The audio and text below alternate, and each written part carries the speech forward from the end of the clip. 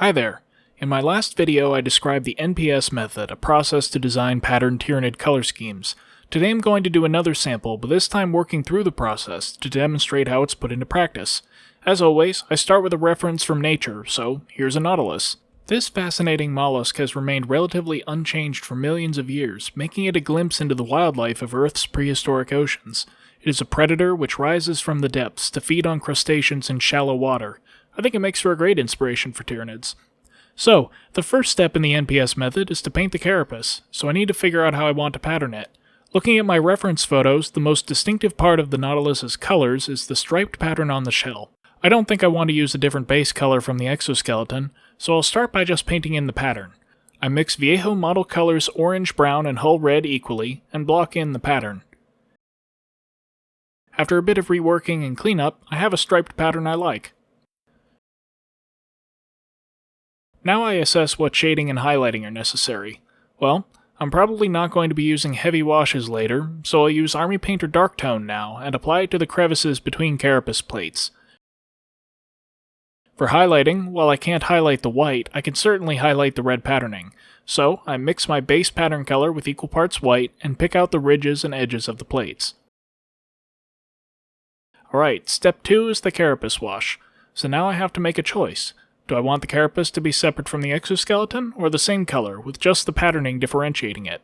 Going back to my inspiration, the Nautilus is mostly a bone white color, so I think that will be the dominant tone for the model. I'll just make note of that color, and it's on to the next step. Step 3 is the Detail Wash.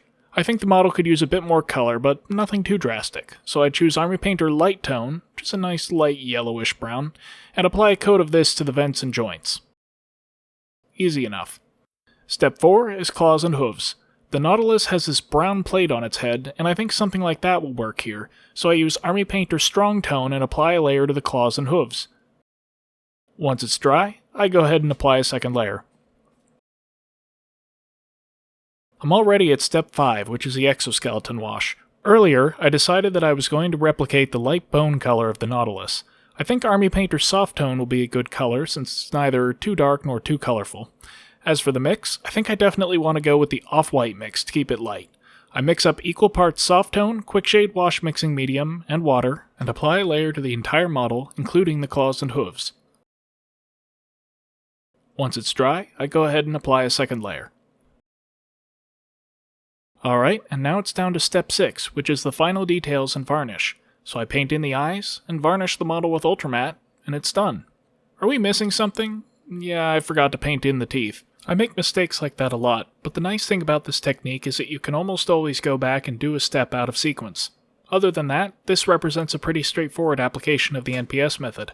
So I hope that helps. Next time I've got just one more sample scheme where we'll be going back to basics to conclude this series. Till then, thanks for watching.